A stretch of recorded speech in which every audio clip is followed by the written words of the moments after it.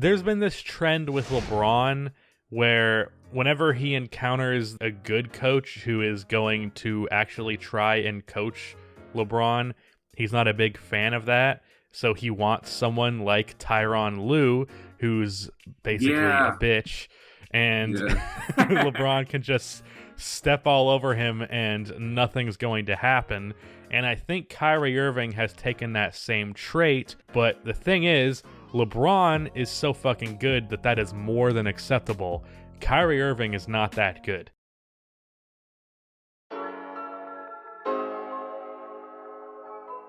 Alright, I'm doing it again. I'm talking about the goddamn Chicago Bulls. Like a battered child in an abusive relationship, I am chained to this franchise forever. And because of that, it is hard for me to go too long without talking about them. And it's probably good timing, since it feels like the world is coming to an end. What reminds me of a painful apocalyptic situation more than the Chicago Bulls? I can't think of it. I'm tired of fucking losing, dude. I'm tired of losing. I'm tired of being a bitch.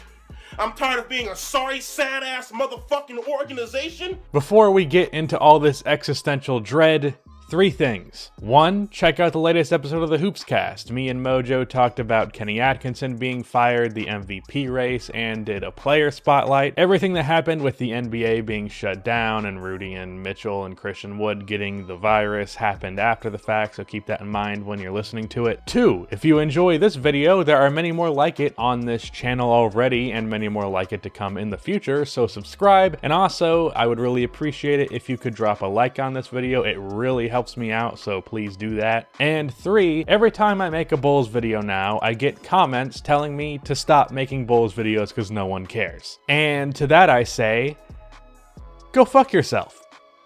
This is my channel. I will say the word piss 7,000 times and upload it if I want to. It's not up to you. What you have to say means nothing to me. But anyways, the Chicago Bulls have been incredibly depressing. I have been a Bulls fan for 8 years now, and this year is easily the most disappointing season for me by miles. And yes, that's very much including the season that Derrick Rose came back from his ACL tear, and then got a season-ending injury doing a simple turn 10 games later. I was excited to see this young roster with some good potential finally live up to said potential, with them going in a winning direction with the signing of Thomas Adamransky and Thaddeus Young, and the team vocalizing a goal to make the playoffs, and that obviously did not happen. The main reason for that is this Thanos-looking motherfucker snapping my happiness away instead of half of the universe. But as you can tell from the thumbnail, I'm not going to be just talking about the dumb bald fuck. I have plenty more to say about the construction of this roster, and how I think this team can recover from this disastrous season. So let's talk about what's next for the Chicago Bulls.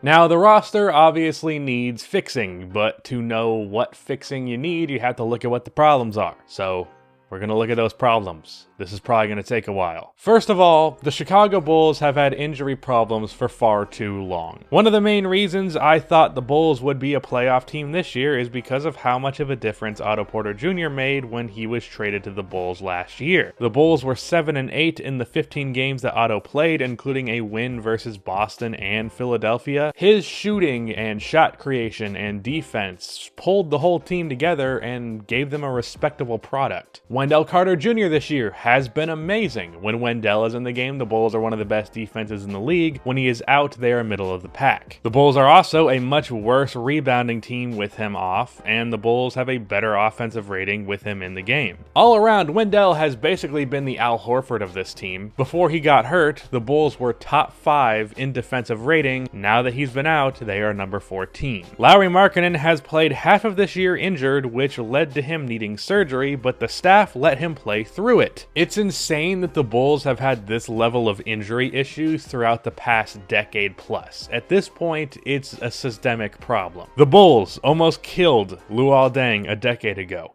No joke. Look that up. Now, you could chalk this up to the Bulls just having a lot of injury-prone players. However, none of these players have shown injury-prone problems in the past. And due to the lack of transparency that the medical staff has, or at least is released to the public, as well as how often small shit ends up lingering, I have to say that this medical staff should be fired. Otto Porter's injury was originally said to be a week to maybe 2 weeks from being healed. Then we heard nothing for months, and then he came back out of nowhere with no explanation. This medical staff is one of the worst in the league, and it needs a complete overhaul. Now we have to talk about Jim Boylen.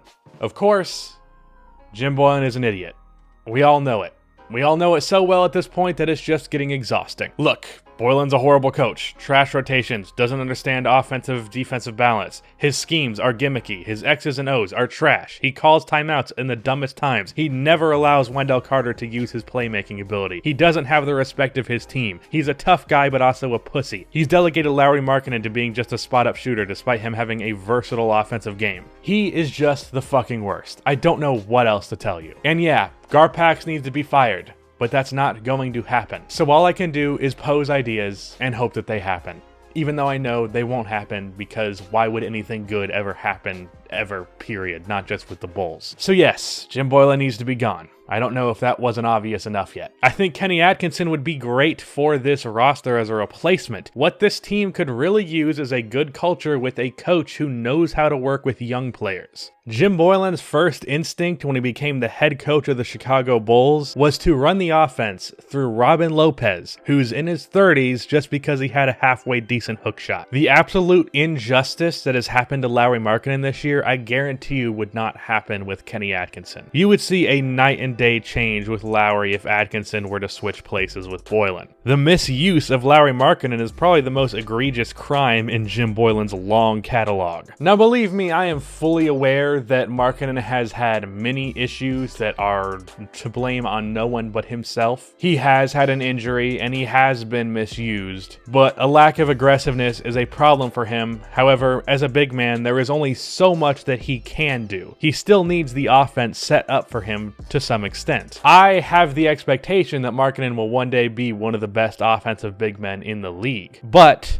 he's not Anthony Davis. You can't just give him the ball and let him go to work. He needs someone to set him up in some way or another. And now is the part of the video where I address the fact that CP3 is in the thumbnail of this video wearing a Bulls jersey. The idea of trading for Chris Paul has been posed in the past few months, and up until recently, I was definitely against it. However, at this point, I'll admit, I'm a bit desperate. The reason I was against it initially was I was very much on the side of, oh, he does not fit our timeline. However, now my opinion on that very concept has definitely changed, especially in the case of Chris Paul. I've seen the impact that Paul has had on Shai Gilgeous-Alexander, and I want that for Kobe White, as well as whatever impact that he can have on Levine, Markkanen, and Wendell. And then, of course, talking about his actual play on the court. Back before the season began, before the 2020 NBA draft, I made a video suggesting the Bulls trade their 7th pick for Lonzo Ball, because I believe this team really needs a playmaker. I also did this in the video after the Bulls were screwed out of the draft lottery.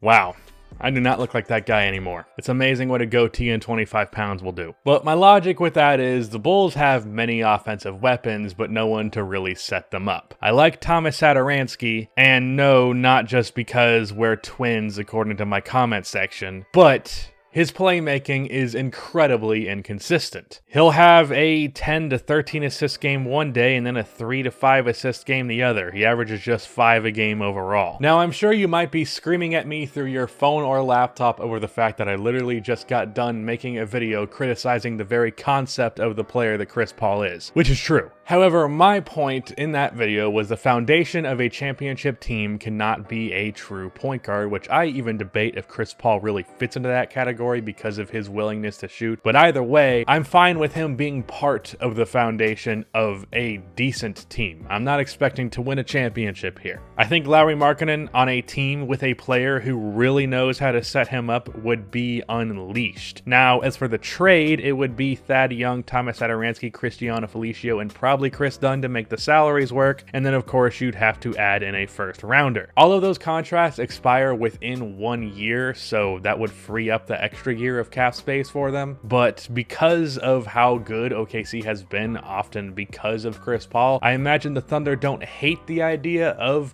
holding on to him, so you definitely have to include a first round pick on top of salary relief. I think that gets him, but I don't think anything less than that gets him. A team with Zach LaVine and CP3 would also have a great rotation balance. You can run a rotation where either one of those two is on the court at all times. Let LaVine be the shot creator, offensive lead guy, and then let Paul be more of the passing but also shot creating guy, particularly pairing him with Markkanen. I really think a playmaking guard would do wonders for Lauri Markkanen's game. When LaVine is in the game, the Bulls are a good offensive team, a horrible one when he sits. Imagine a team where during the minutes where Zach LaVine is not playing, you have Chris Paul and Lauri Markkanen running pick and pops. I think you have a good offense there, especially with Kobe White, who has looked very promising as of late, being a sixth man under Paul's wing. I know a lot of Bulls fans want to see Kobe starting long term. However, I think like 2 years of CP3 being his mentor, learning from him on a game-by-game basis would make him a better player in his 4th season than he would be by just starting now for the next 2 years. But overall, the Bulls have had a surprisingly good defensive team this year because of Wendell Carter. So a new medical staff keeping this team relatively healthy, with Chris Paul and another year of development for Kobe White, Lauri Markkanen being unleashed, Kenny Atkinson becoming the new head coach, all of that would fix this Bulls team. Now, is any of this going to happen? No. Because like I said in the intro, why would anything good ever happen? But that's what I would try and do in John Paxson's position, which by the way is typically on his knees serving Jerry Reinsdorf. But on that note, that's the end of this video. Please be sure to like and subscribe for more NBA content like this, and cue the outro music.